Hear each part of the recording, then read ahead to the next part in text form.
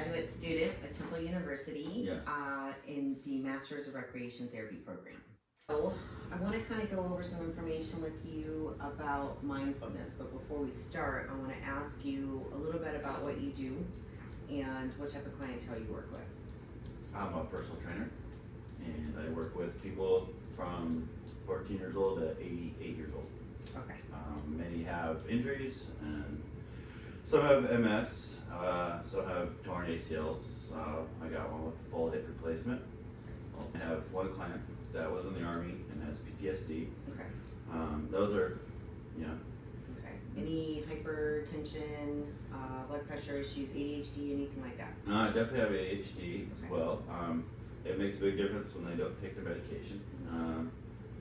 Let's see, ADHD, hypertension, some have hypertension, diabetes. I have a few with diabetes as well. Okay. Yeah. And then talk to me a little bit about their demeanor when they get there. Can you sometimes tell if they have stress? Do you know what to look for when it comes to that as far as their focus in your sessions? Oh yeah, I mean, besides energy levels, when somebody comes in, they're either ready to go or they're ready to just start talking about their day or their family life, or so you almost become their therapist during the sessions for training. Absolutely. Okay.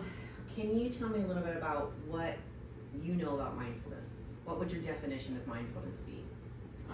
Well, I wouldn't know anything as far as psychologically, if you will. Okay. I would just think being mindful is like mindful eating, mindful decisions, thinking about what you're doing. Okay. Like think about it before you do it. Okay. So a lot of what mindfulness ends up attributing to is psychological, social, cognitive, physical, any of that type of stuff that's going to involve your well-being. Mm-hmm. So when they come into your session, if they're not able to really focus on what's going on, they have to set their intention. It's going to be really difficult for you to be able to complete the session and have them really gauge everything that is going positively for them. Mm-hmm. So I think what we will do is I want to show you something for mindfulness that might be something that they can do either before their sessions or maybe after their sessions or on their days off. It's called progressive muscle relaxation. And I think this is good for you because of the type of work that you do. So before we start, I just want to make sure, do you have any pains anywhere? I know you have a hernia, so we're going to stay away from that. I pushed it back in, so here we go. Okay, great. Okay, so the first thing I want to do is you're going to move the cat and we're going to lay down. Okay. I'm going to kind of go through it a little bit before we start so that you kind of know what you're looking for. So basically it's a tension breathing exercise. So you're going to create tension in certain muscle groups, and then you're going to breathe in at the same time, and when you go to relax those muscle groups, you're going to breathe out. Okay. So hold tension in your hands, breathe in, hold for a few seconds, and then relax. Okay. Okay, and then we'll wait about 5 seconds and we'll go on to the next group. Okay. All right, so go ahead and lay down. Move that cat. Okay, so we're gonna start, get nice and comfortable. We're gonna start at your hands. Okay, so your hands, we're gonna start by clenching them. So you can relax your head, okay? Mm-hmm. Go ahead and actually put your legs down if you can. All right, so we're gonna start, ready, and clench your hands and breathe in at the same time. And release.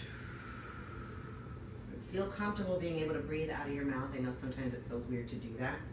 And then we're gonna start at your wrists again. We're going to flex your forearms. So flex, flex, flex, flex, flex. And release. Next thing I want you to do is give me a bicep curl and flex your biceps nice and big and strong. And release.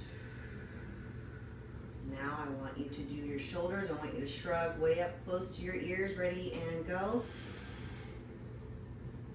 And release. Hamstrings and your glutes, you're going to tighten those up, flex as hard as you can. Ready, and go. And release.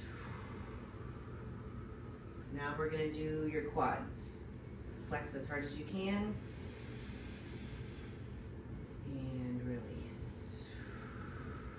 Make sure you're releasing your hands also. I start to see a little bit of that tension in your hands. Now you're gonna do your lower legs. You're gonna bring your toes towards your head. Almost like you're flexing that calf muscle. Ready? And go. Good. And release.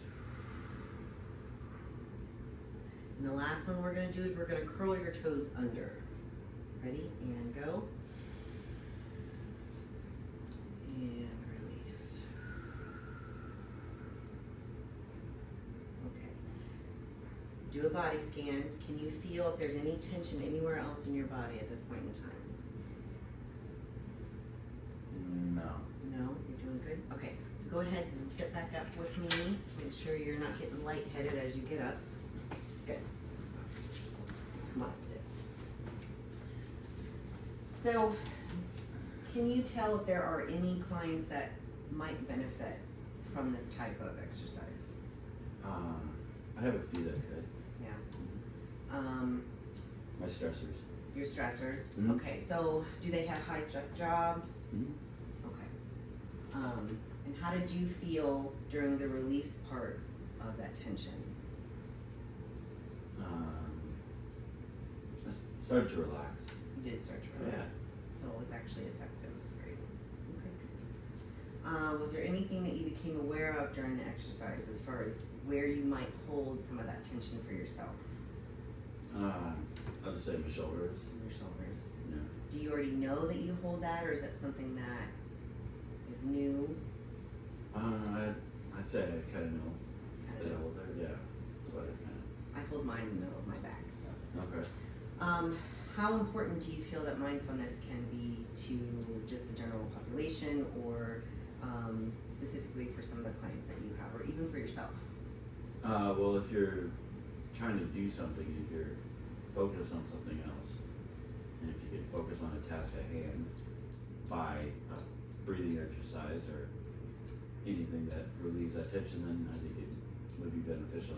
Okay, good. We did bring up something that is important when it comes to mindfulness. So most of the time what happens is we set that intention, we start to bring awareness to that intention, and it allows us to actually focus just on funneling that energy right into that particular exercise. Mm-hmm. So I think a lot of times people have a challenge when it comes to being able to relax enough, like to meditate. Mm-hmm. It's not necessarily easy for people to meditate. Have you ever tried?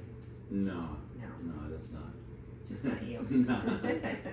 Okay. Well, hopefully this was at least going to be bringing something to, your wheelhouse to be Yeah. able to talk to some of your clients about, maybe afterwards or before. If you notice that they are a little bit stressed, you might be able to do a few of these muscle groups. Most of the time it's done laying down, but if you've got a few that you can sit down with them, they can do just maybe 3 at a time, get comfortable with the exercise, and then just kind of go from there. Okay. So, okay.